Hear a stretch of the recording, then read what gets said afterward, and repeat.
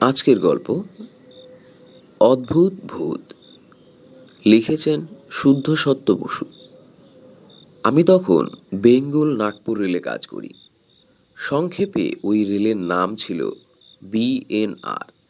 এখন সেই নাম বদলে হয়েছে SER, অর্থাৎ সাউথ ইস্টার্ন রেলওয়ে।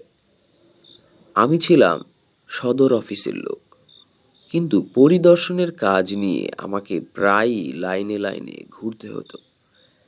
এক রাত্রে লাইনে ঘোরার সময়ে এক ভূতের পাল্লায় পড়ে প্রাণ খাঁচা ছাড়া হবার উপক্রম হয়েছিল। আজ সে কথাই বলি। দ্বিতীয় বিশ্বযুদ্ধ তখন চলছে। একদিকে ফ্যাসিস্ট শক্তি মাথাচাড়া দিয়ে উঠেছে। হিটলার ইউরোপের অনেক দেশই জয় করে নিয়েছে। রাশিয়ার উপর প্রচণ্ড হামলা চলছে। ইংরেজ শক্তি ফ্যাসিস্ট শক্তির বিরুদ্ধে যথাশক্তি লড়ছে। ভারতের মাটিতেও যুদ্ধের আশঙ্কা। জাপান কলকাতার বুকে বোমা ফেলেছে। কলকাতা শহর ছেড়ে লোক পালাচ্ছে। সে সময় ট্রেনে শুধু সৈন্যদের চলাফেরা। ব্রিটিশ সৈন্যরা এই দেশের সর্বত্র ঘুরে ফিরে পাহারা দিচ্ছে। রেলের লাইনে শুধু মিলিটারি স্পেশাল। যাত্রীবাহী ট্রেনের সংখ্যা খুব কমিয়ে দেওয়া হয়েছিল। তবু আমাদের কষ্ট করে যেতে হতো। যেখানে সারাদিন 3টে কি 4টে যাত্রী গাড়ি ছিল, সেখানে একখানা যাত্রীবাহী ট্রেন চলতে লাগলো। ফলে গাড়িতে অস্বাভাবিক ভিড় হতো। সেই গাড়িতে ওঠা যেন ছোটখাটো যুদ্ধ জয় করার সামিল। তবুও তো আমাদের লাইনে কাজে বেরোতে হতো।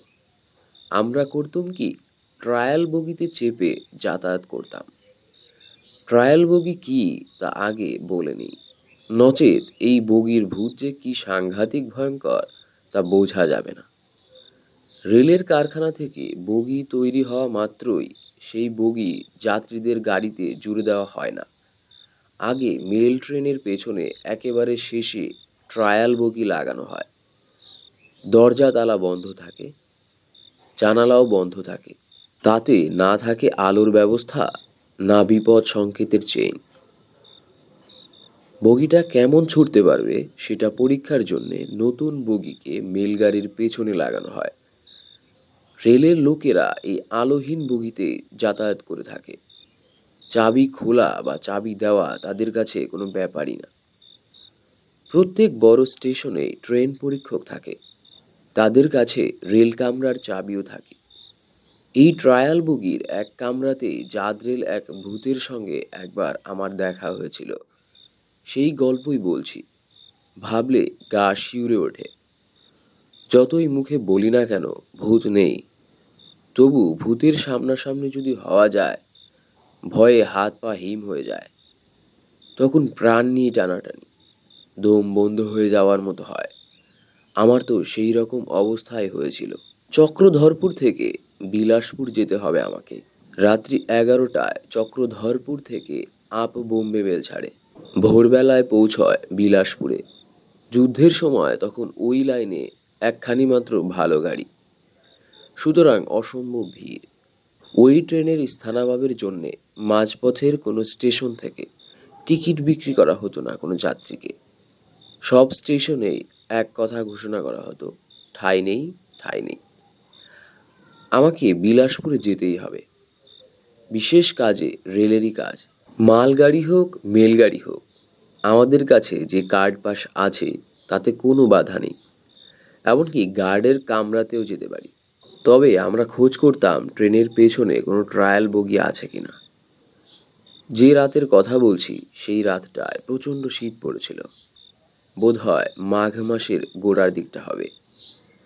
স্টেশন মাস্টারের কাছ থেকে খবর পাওয়া গেল আপ বোম্বে মেলে চক্রধরপুর থেকে একটা ট্রায়াল বগি জুড়ে দেওয়া হবে। সুতরাং আমার বিলাসপুর যাওয়ার আর কোনো ভাবনা রইল না। আমি রাতের আহারাদি সেরে ট্রায়াল বগিতে উঠে হোল্ড অল বিছিয়ে শুয়ে পড়লাম। কামরায় আর কেউ নেই, থাকার কথাও নয়। দরজা চাবি বন্ধ। আপ বোম্বে মেলের পেছনে জোড়া হয়েছে বগিটা। অন্ধকার কামরা, ইলেকট্রিকের ব্যবস্থা নেই। বিপদ জ্ঞাপক চেনও নেই। নিরিবিলিতে একটি ঘুমে রাত কাভার করতে পারলেই সকালে বিলাসপুর। ট্রায়াল বগিতে শুয়ে পড়ার সময়ই লক্ষ্য করেছি চক্রধরপুর থেকে গাড়ি ছাড়ল। বোম্বে মেল এরপর একটানা ঘন্টা দেড়েক চলবে, মাঝে কোথাও দাঁড়াবে না। গাড়িটা চলেও বেশ জোরে। শুয়েছি, ঘুম ঘুম যে একটু পাচ্ছিল না তা নয়। ট্রেনের দুলুনিতে শুধু আমার কেন, অনেকেরই ঘুম ধরে যায়। বেশ ঝিমিয়ে পড়েছিলাম। ট্রেনটা সবে স্পিডে চলতে শুরু করেছে। হঠাৎ মনে হলো আমার সামনের দিকের বেঞ্চে যেন কে এসে বসেছে, কালো কোট গায়ে। আমি যেদিকে পা রেখে শুয়েছি ঠিক তারই উল্টো দিকের সিটে বসে আছে। ভদ্রতার খাতিরে আমি পায়ের দিকটায় মাথা যেদিকে রেখেছিলাম সেদিকে পা রেখে, অর্থাৎ উল্টে ঘুরে শুলাম। আমাকে উঠে ঘুরে শুতে দেখেই বোধহয় লোকটা কথা বলল, কিন্তু সে যা বলল তা শুনে আমার সারা শরীর তো প্রায় অসাড় হবার দশা। লোকটার প্রথম জিজ্ঞাসায় হচ্ছে ধরা কর্কশ কেমন রুক্ষ ফ্যাসফেসে গলায় বলল, আপনি ভূত বিশ্বাস করেন? হঠাৎ একই প্রশ্ন। রেলের লোক ছাড়া এ বগিতে তো কারোর ওঠার কথা নয়। আর রেলের কেউ উঠলে অফিস সংক্রান্ত কথাবার্তাই হয়, না হয় পে কমিশনের দৌলতে টাকা কড়ি বাড়বে, কবে বাড়বে সেসব আলোচনাই হয়। এমন বিশ্রী বিদঘুটে প্রশ্ন তো কখনো শুনিনি। ভয় পেয়ে গেলাম। তাকিয়ে দেখার চেষ্টা করলাম। কালো একটা শরীর, বোধহয় চোখ মুখ দেখা যাচ্ছে না। কালো কোট না ওভারকোট গায়ে। বগির ভেতরটা ঘুটঘুটে অন্ধকার। চেহারাটা মালুম হচ্ছে না, তবে কোনো একটা দেহ। সেই দেহে মুখ চোখ আছে কি না বুঝতে পারছি না। সচল দেহ না স্থাণু লোক তাও বোঝা যাচ্ছে না।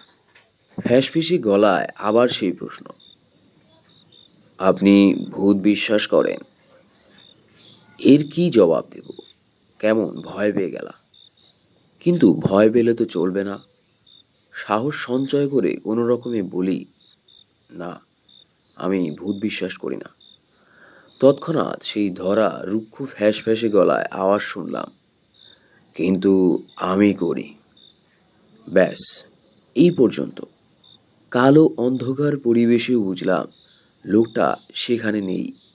কেমন যেন উবে গেছে, সম্পূর্ণ অদৃশ্য হয়েছে। বোম্বে মেলের সামনে লাইন ক্লিয়ার। ঘণ্টাখানেকের আগে তো দাঁড়াবার কথা নয়। রেলের ঝিকঝিক ঝমঝম আওয়াজে আমার বুকের রক্ত হিম হয়ে গেল।